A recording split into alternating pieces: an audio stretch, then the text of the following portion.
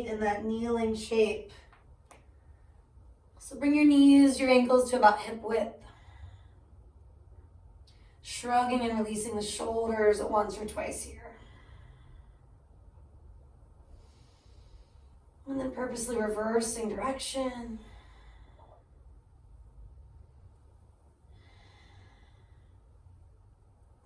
And after 2 or 3 rounds, do take it again the other way.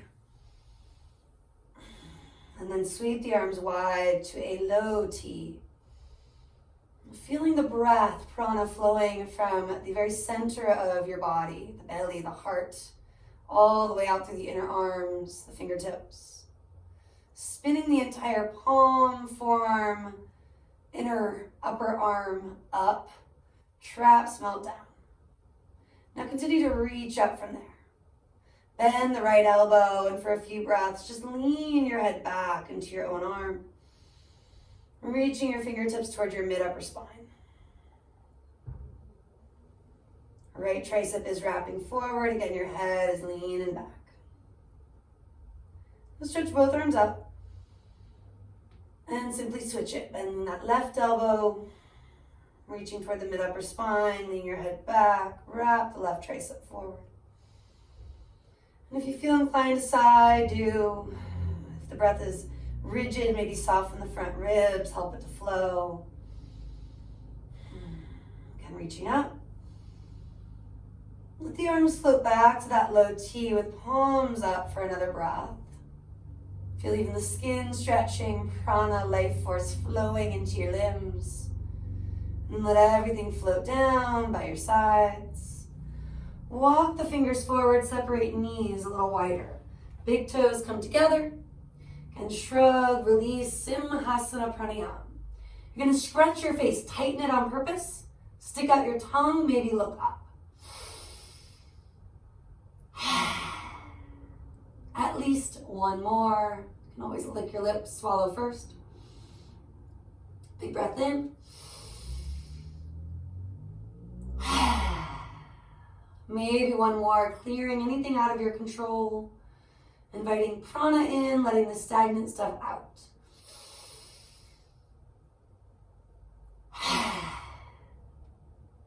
And then allow your breath to move back to its natural rhythm.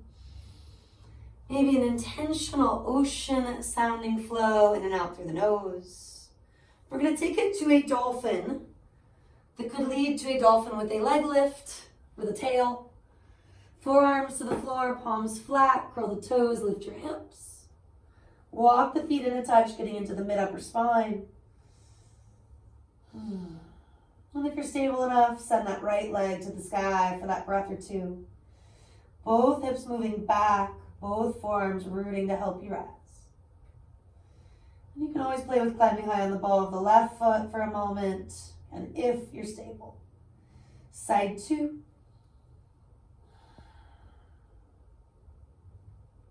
Easing in, easing out. You can always start on the knees or just build a plank variation from here. Shifting shoulders over the elbows.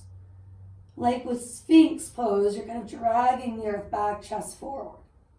Heels reach back like in plank, inner thighs rolling up. Tailbone continues to move toward the knees, and the sternum moves forward toward the top of the mat. Now let's take a Sphinx, drop it on down. Reach the tops of the feet back, pull the chest forward. And maybe tip the right ear right. Breathing through neutral, maybe tip the left ear left. Let's keep the legs fired up a little bit more, rooting to rebound. Breathing in, breathing out for another cycle or two on your own. And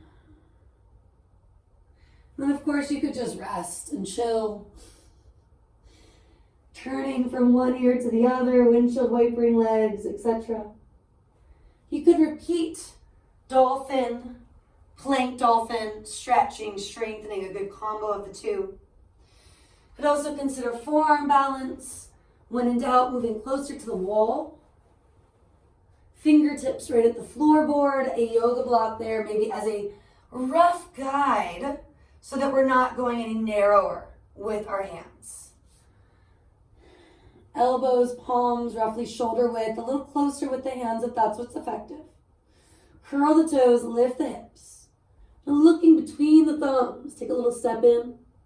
You can do some baby kicks at most, but you might surprise yourself, tap the wall, second foot comes up to meet the first. Tailbone lengthens. The sternum continues to lift in a sense, pressing down through those elbows to open up the heart. And maybe you catch your balance with one foot, even the other, maybe not.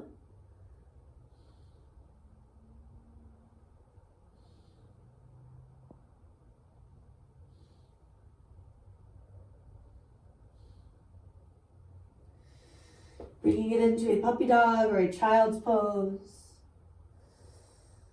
And then come into the back with that block. Or to the wall for Viparita Karani, legs up. Low back generally supported down on the ground. With the block, taking the supported bridge. Feeling the back body settle. And after a few breaths there, an easier approach to getting upside down.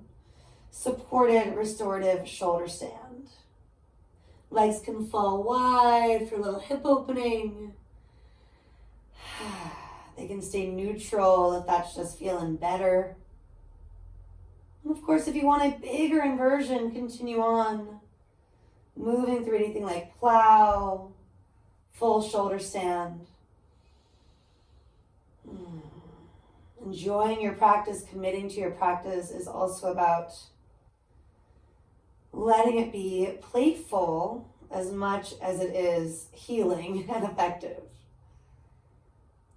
Honoring that balance of effort with ease so that you're moving safely, but still having some fun, bringing in that inner child, if you will.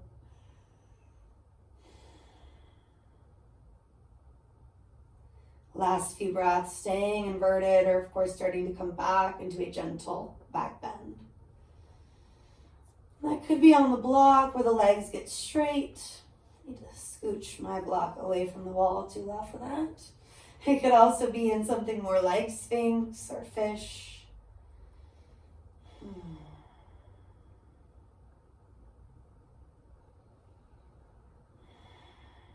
Feeling the effects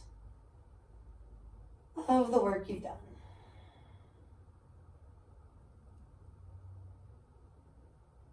And when you're ready for it, cruise on down to some easy windshield wipers on the back.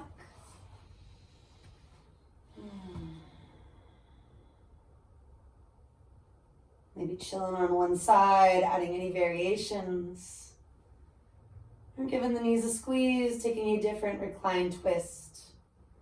Anything like staggered legs or scooching hips. Right, reaching left. Letting the knees be bent or straight.